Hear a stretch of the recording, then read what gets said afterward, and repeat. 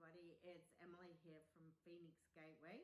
I'm here to do the general weekly read for the week 7th to the 13th of September.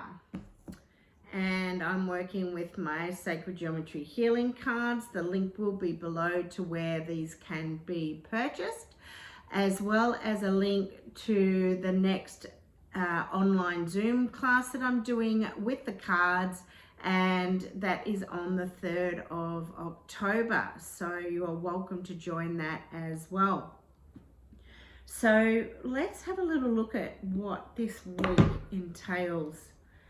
I've already sat with the energy of this week, and the first words that I could hear were the words "into minds," and as well the words "mental conflict." And what I'm feeling its meaning for this week is that you have come so far on your journey, and we have now been really put into the ringer, having been confronted with this pandemic that is global, and it has made us really made us have to look on a much deeper level, and the deeper level starts from within ourselves.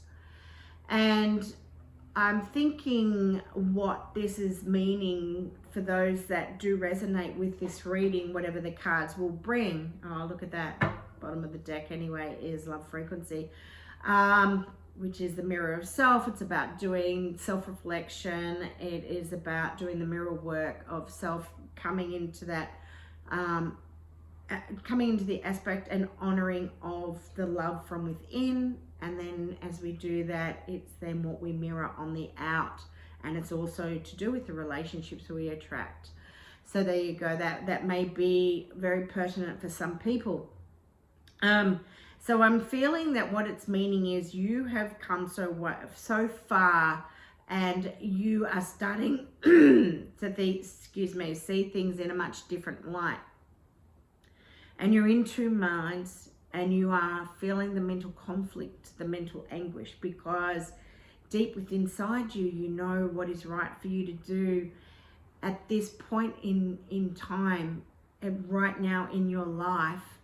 Yet there's still that aspect of you that holds you back, because what happens is the human aspect of who we are starts to become very comfortable. And sometimes it's easier to stay in your box than it is to explore outside that box, to really see what else is out there, in this big wide world. And maybe for some it's now time for you to start claiming back your independence of life, the independence of you, to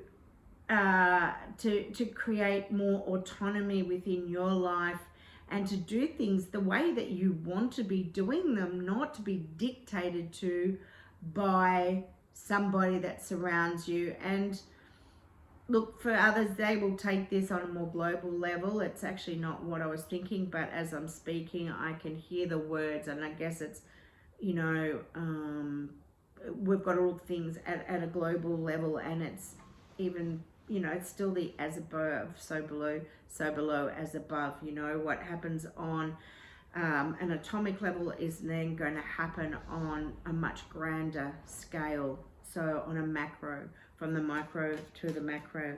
And interesting that love frequency was at the bottom of the deck, because it's really understanding that love is all around us. Love is within you, and you've got to find it. And maybe that mental conflict is because you're in a relationship, whether it's a love relationship, a friendship, whatever it may be. It's the relationship with yourself, is you're not happy. So who's the only person that create the change within you and create that happiness within you? And I'm just seeing if I can find that card again. I've shuffled the deck though. Let's see if it comes up, the love frequency anyway. but it's, you know, that love has to start from within you. You are the one who has to make the change. You have to be the change that you want to see. So you can walk around, you know, being miserable as all hell. You can feel, you know, even get to a form of feeling really, you know, go through some form of reactive depression. It may bring on anxiety, you know, you just feel like shit. Well, again, that mental conflict is there because you know on a grander scale what you need to change and the changes that need to happen in your life, whether it is in love, whether it is in business, whether it is just you, whether, you know, it's going to be different. This is a general read, and the first card to come through is the 417 frequency. And the 417 frequency is all about letting go of, it's about cleansing and releasing trauma that has affected you within your lifetime. And that is going to be very different for everybody because we each go through some aspect of trauma, whether it is in your childhood, whether it's even been in utero. You know, it's still understanding that that impression, that energy is encoded within your cellular memory. So it's still an aspect of you that you need to then learn how to release. And the more aware we become of it, the more, you know, we can seek help, we can seek guidance. But the only one to create the change, again, is you. You can see a healer, but the healer is only going to help you as the catalyst to create the change. Okay?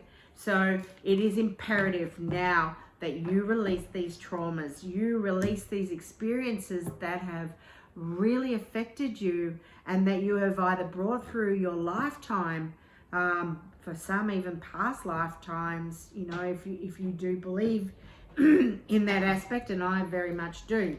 But, excuse me, I don't normally do this either, so whether it's me or I'm picking up on others, there needs to be a really good cleanse here of the throat chakra. It's about speaking our heartfelt truths. Okay, let's see what I have got them flying. Yep, it's unconditional love.